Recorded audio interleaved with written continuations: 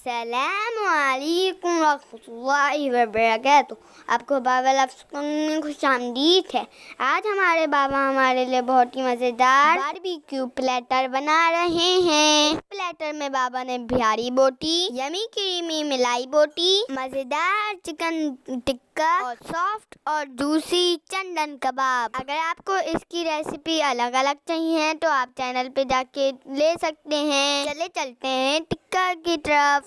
इसके लिए हमने 4 पीसेस लेग के ले लिए हैं। आप चाहें तो सीने की भी ले सकते हैं। फिर उनको धोकर टिक्के वाले अच्छे से कट लगा दिए हैं। अब इसके अंदर 1 कप सिरका, 1 टेबलस्पून नमक लगा के अच्छी तरीके से मल लिया और तकरीबन आधे घंटे के लिए छोड़ दिया। लेकिन ये दोनों चीजें पहले इसके अंदर रब करनी है कि एक एक कट के अंदर सिरका और नमक चले जाएं। इससे एक तो चिकन की स्मेल खत्म हो जाती है और दूसरा टिक्के में गलावट और चटपटापन दोनों ही बहुत अच्छा आ जाता है। अब एक प्याली में 1 टीस्पून हल्दी, 2 टेबलस्पून सूखा धनिया पाउडर, 1 टेबलस्पून लाल मिर्च पाउडर और 1 टीस्पून जीरा पाउडर शामिल कर दें। और नमक हमने 1 टीस्पून इस्तेमाल किया है क्योंकि नमक पहले भी चिकन पे लग चुका है। अब आधा कप पानी और आधा कप कुकिंग ऑयल।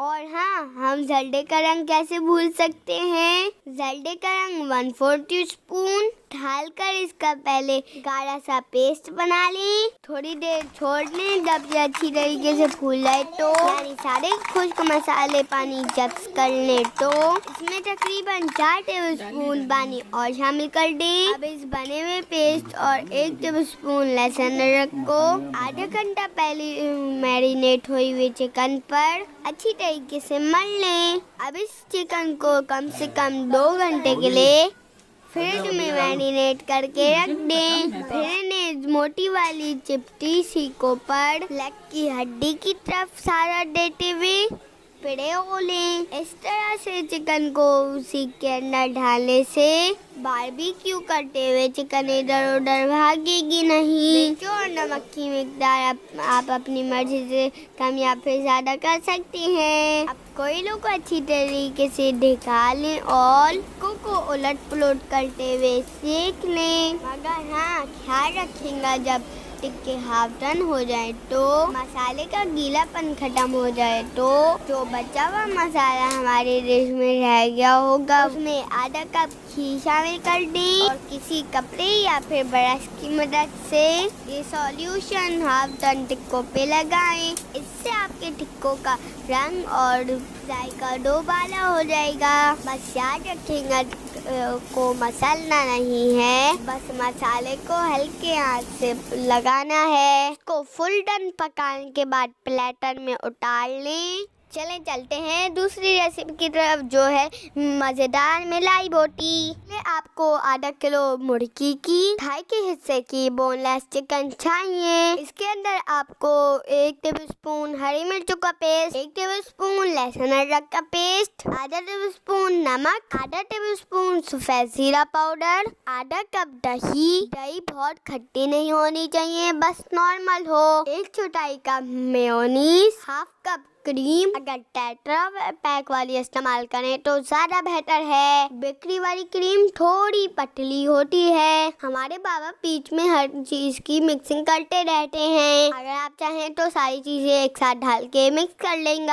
अब इसके अंदर 1 टेबलस्पून कच्चे पपीते का पेस्ट शामिल करें। बाबा कच्चा पक्का पपीता इस्तेमाल करते हैं। बाबा कहते हैं कि ये बिल्कुल कच्चे पपीते से ज़्यादा अच्छी गलावट करता है। अब इसमें तकरीबन 8 हरी इलायची का पाउडर, आधा टीस्पून कुटी काली मिर्च और आधा टीस्पून पिसी हुई सफेद दक्कनी मिर्च शामिल कर दें। इसके बाद इन सब चीजों को अच्छी तरीके से मिक्स करें। अब इसको 3 से 4 घंटे के लिए मैरिनेट होने के लिए फ्रिज में रख दें। अब चिपटी वाली सीकों पर इन्हें परोड़ें। फिर कोयलों को ढकाकर इनको सेकें। बीच में घी भी ब्रश की मदद से लगाते रहिएगा। अगर कोयले सही ढके हुए हों तो आपकी चिकन 10 मिनट में तैयार हो जाएगी इंशाअल्लाह। अब आई बिहारी बोटी की बारी। वैसे तो बिहारी बोटी में गोश्त को स्ट्रिप की तरीके से काटते हैं, मगर हमने यहाँ पे बोटी की सूरत में काटा है, जो कि तकरीबन 1 केजी के बराबर है। इसमें 2 टेबलस्पून लहसुन का पेस्ट, 2 टेबलस्पून कच्चे पक्के पपीते का पेस्ट, 2 टेबलस्पून कुटी काली मिर्च, 1 टेबलस्पून जीरा पाउडर, 2 टेबलस्पून धनिया पाउडर, लाल की प्याज कुचली हुई, 1/8 टीस्पून जल्दे का रंग, 1 छोटाई कप कुकिंग ऑयल, आधा टीस्पून हल्दी पाउडर, 1 टीस्पून नमक और आधा टीस्पून गरम मसाला पाउडर डालकर अच्छी तरीके से मिक्स करें और 5 से 6 घंटे के लिए फ्रिज में रख दें। जब ये मैरिनेट हो जाए तो इन्हें सीखों में पिरो लें। रेसिपी में अगर आप अंडरकट का इस्तेमाल करें तो और भी अच्छा होगा। अब इन्हें चूल्हे पे या फिर कोयलों पर उलट पुलट करते हुए अच्छी तरीके से सेक लें। हमने इसका बारबेक्यू किया था, जिसकी क्लिप हमसे डिलीट हो गई। लास्ट मगर नॉट लीस्ट मजेदार चंदन कबाब की रेसिपी। पहले आप 500 ग्राम बीफ की बोनलेस ले लीजिए और इतने ही वजन की चिकन बोनलेस भी ले लीजिए। वैसे तो मिर्चों की मिकदार आप अपनी मर्जी से कम या फिर ज़्यादा कर सकते हैं, लेकिन हमने यहाँ पर 3 अदद साबुत मिर्चें ली हैं, साथ ही साथ 8 से 10 पत्ते धनियों के साथ पुदीने के, आधा कप ताज़ा हरा धनिया। वैसे तो इस रेसिपी में हरी प्याज भी शामिल होती है, मगर हम इसे थोड़ा डिफरेंट करके बना रहे हैं। अब 3 बड़े छवे लहसुन के और 2 बाई 2 इंच का अदरक का टुकड़ा ले लीजिए। अब इन सब चीजों को कीमा पीसने वाली मशीन से बारीक जाली से 2 दफा गुजार लें। घर वाला चॉपर इस्तेमाल नहीं करेंगे। इसमें 1 टीस्पून नमक, हाफ टेबल स्पून कटा लाल मिर्च, 1 टीस्पून सफेद जीरा पाउडर, आधी टीस्पून कुटी काली मिर्च, आधा टीस्पून सफेद मिर्च पाउडर, आधा टीस्पून सूखा धनिया मोटा कुटा हुआ, 1 छोटी शिमला मिर्च चॉपर में चॉप हुई हुई, 2 मीडियम साइज प्याज चॉपर में चॉप हुई हुई। इन दोनों चीजों को मलमल के कपड़े में डालकर अच्छी तरीके से इनका पानी निकाल लें, जैसे हमने इस प्रोसेस को आपके साथ एक्सप्लेन क्या है। अगर आपने स्टेप बिल्कुल सही कर लिए तो बुकौल बाबा के ना ही अंडा या डबल रोटी डालने की जरूरत पड़ेगी और ना ही मीठे सोडे की यानी किसी एक्स्ट्रा चीज की जरूरत नहीं पड़ेगी बाइंडिंग के लिए। हाँ, एक बात का और ख्याल रख लेंगे कि शुरू में जब बोटियों का कीमा निकालना हो तो उसमें बिल्कुल भी पानी मौजूद ना हो, इससे आपके कीमे का पानी बिल्कुल भी नहीं निकालना होगा और मीट के जूसे उसमें ही रहेंगे। अब पापा ने प्याज और शिमला मिर्च मिक्स करने के बाद इस कीमों को खूब रगड़ा। बाबा कह रहे थे इसे मशीन के निकालने के बाद इसकी खास जरूरत रहती भी नहीं है, मगर बाबा को आदत है इसलिए इसकी खूब पटाई हुई ताकि अच्छी से बाइंडिंग हो। फिर से आधे घंटे के लिए फ्रिज में रख दिया गया ताकि ये अच्छी तरीके से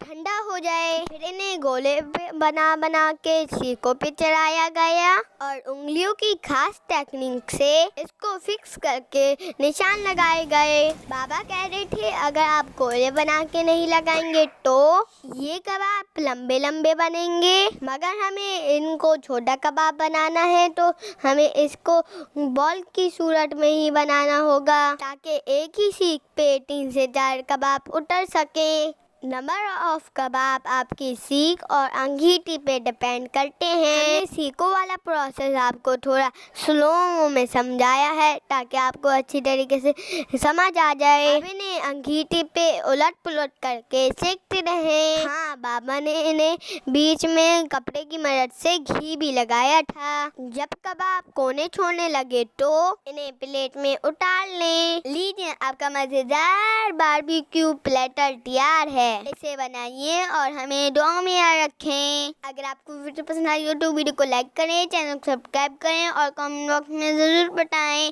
देखने के लिए जज़ाकल्लाह खैर।